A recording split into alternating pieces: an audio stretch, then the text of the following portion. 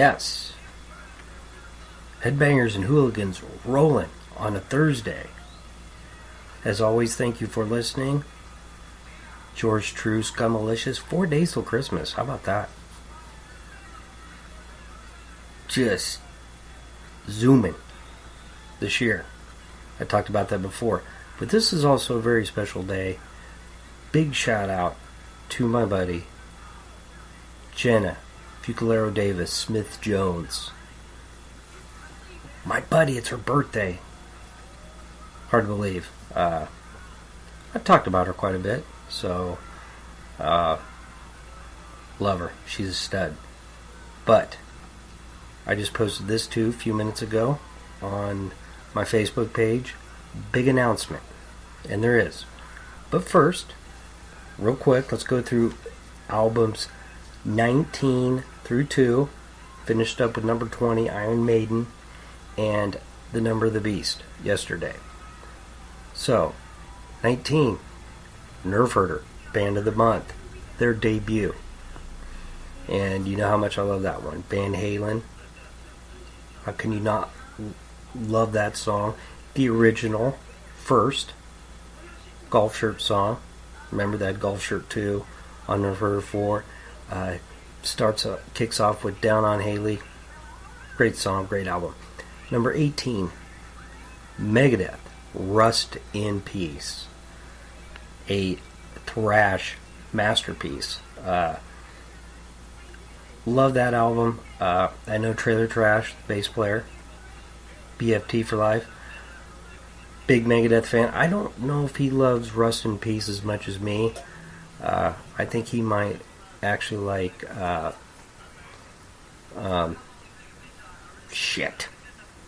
brain fart. Peace Sells. I don't know why I couldn't think of that. Either way, I love Rust in Peace. Of course, Nick Menza passed away not too long ago, the drummer. Fantastic drummer, especially on that album. Holy Wars. The Dave Mustaine and Marty Friedman on that entire album. Holy fuck. Number 17, Strung Out. Blackhawks over Los Angeles. Oh, what a special album.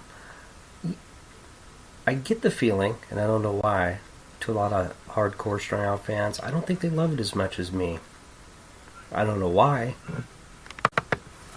I mean, it starts off with The Calling, which is amazing, with the crazy acoustic guitar intro. The guitar solo reminds me of Iron Maiden. All the Nations, A War Called Home, Mission Statement, Diver. Fucking, it's Strung Out. It's an amazing album. Number 16, Metallica, and Justice for All. I think at this point everybody knows how special this album is to me. And once again, I know the production really drives some fans nuts. It's like, it's so compressed. I love it. I do. That's what the bass sounds like. It's all muddy. My speakers make weird sounds when I play that album, but I love it. I really do. Blackened. And Jason Newsted wrote that song. I think it's one of their best songs. I'm not going to say it. I was, but I stopped myself. I was going to say ever. All time. But I did it. Maybe I'm finally learning after a year and a half. Nah, I doubt that. Number 15. Getting ahead of myself. Getting all excited. Pulley Matters.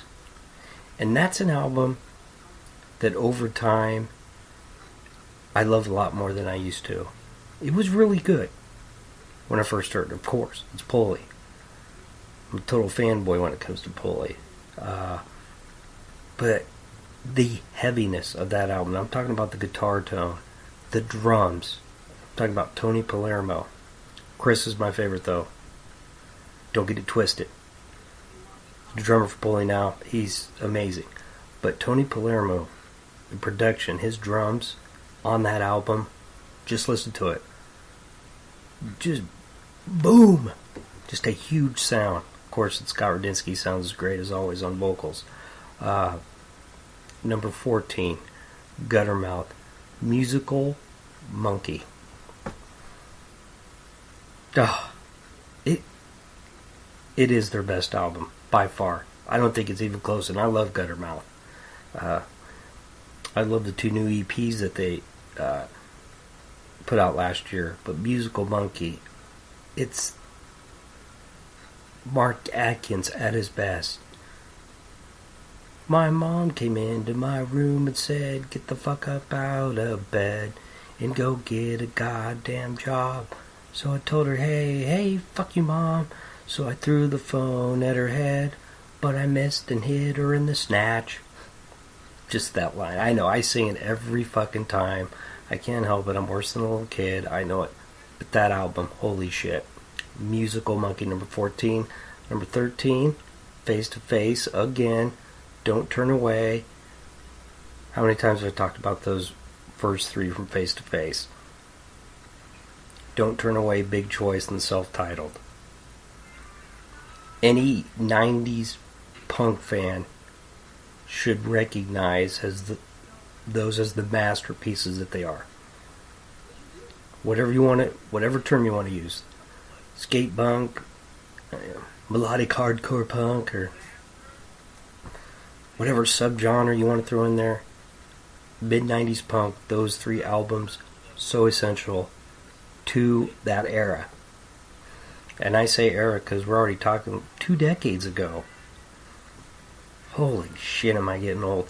Number 12, Gore, Scumdogs of the Universe. It's got the Salamanizer. That album kicks off with that song. Here's a little something from a guy to a slave. I never should have been let out the fucking microwave. I'm on this planet. I'm running amok. I should give a shit, but I don't give a fuck. No, since I was a scum dog, I blew a cum wad. See, there I go. But we're on album number 12. So I'm going to cut loose.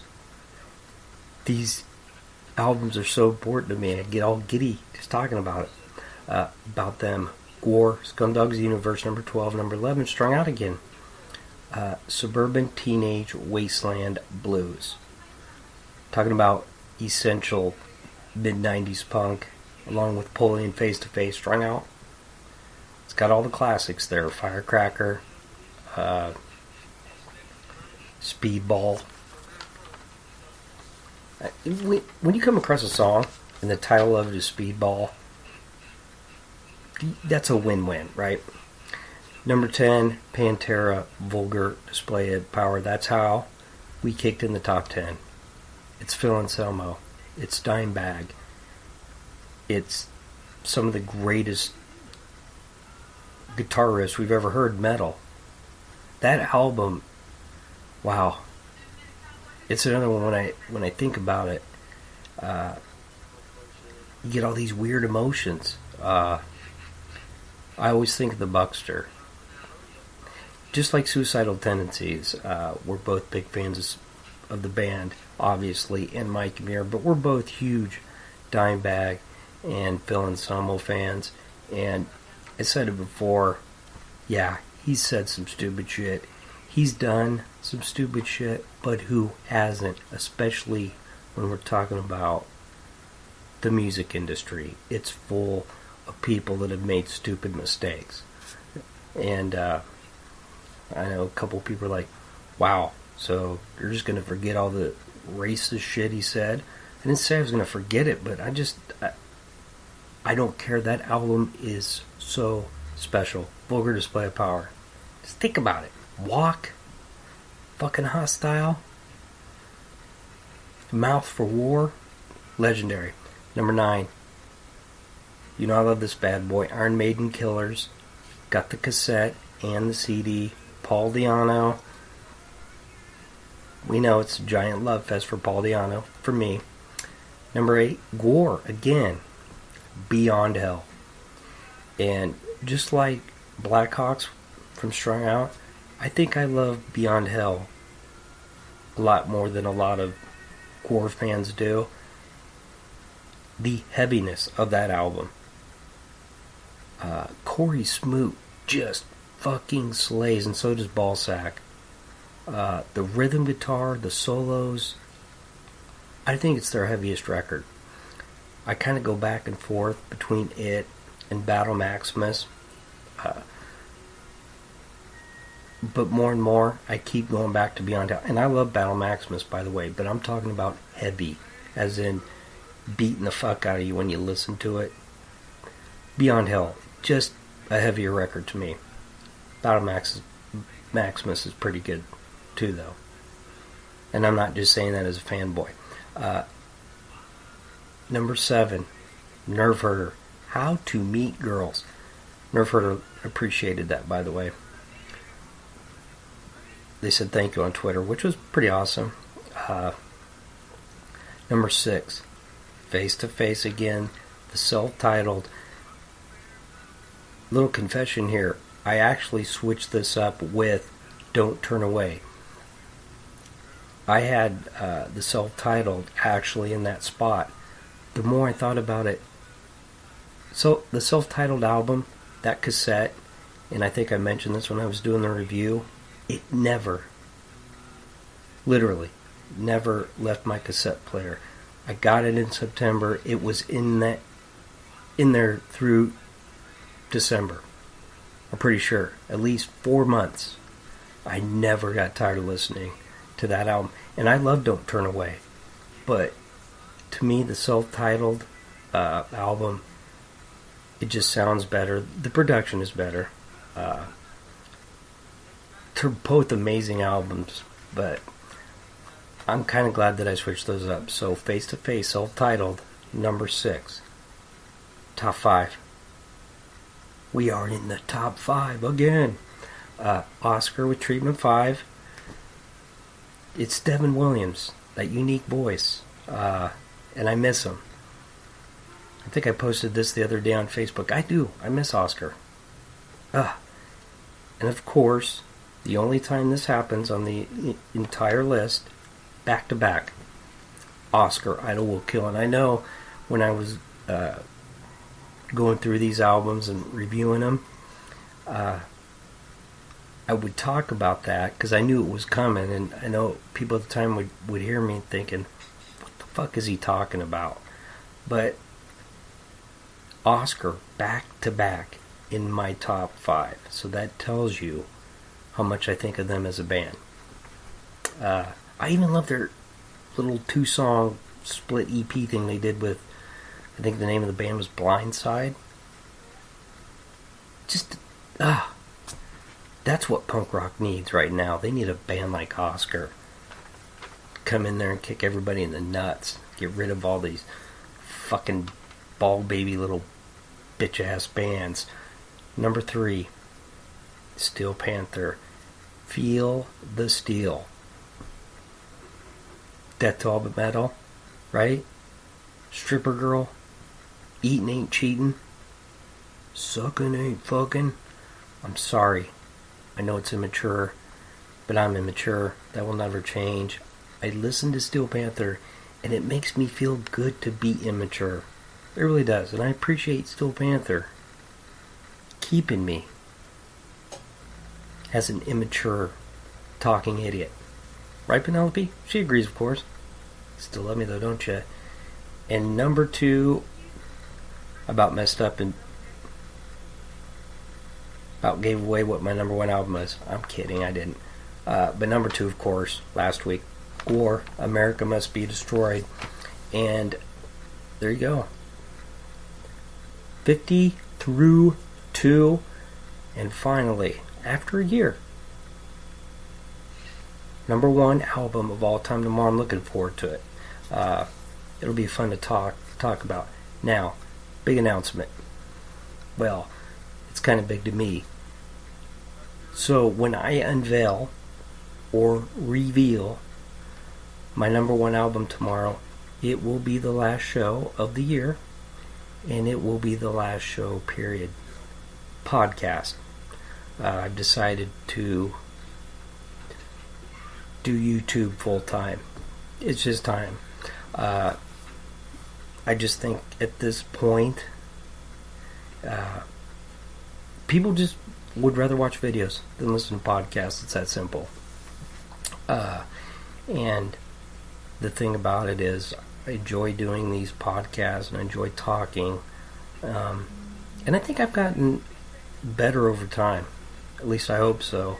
I know when I first started out, just sounded kind of awkward, repeated myself, said the same words over and over. And I think over time, I've kind of gotten a little better. At least I hope so. And it's been good practice. And it's made the transition to YouTube a lot easier, I think. So yeah, I just I figured it was time. So I'm going to take a week off, enjoy the holidays like everybody else, and then in January, full time YouTube. So Headbangers and Hooligans will still be here, and it'll still be on the same channel. Just no more podcasts. I guess another way to say it is, everybody wants to see my face. My pretty little face. Well, some people think it's pretty, maybe. A lot of people don't. A lot of people scream when they see my face. Evil. It's that evil motherfucker, Scummalicious. But, get into that a little bit more tomorrow. So, yep. Last podcast ever. That's kind of a epic word. Right? Alright. Looking forward to it. I'm probably a little more excited than everybody else. Either way, it'll be fun. Number 1 album tomorrow. All time. You know I do this. Take it easy. And if it's easy, take it twice. I'm out.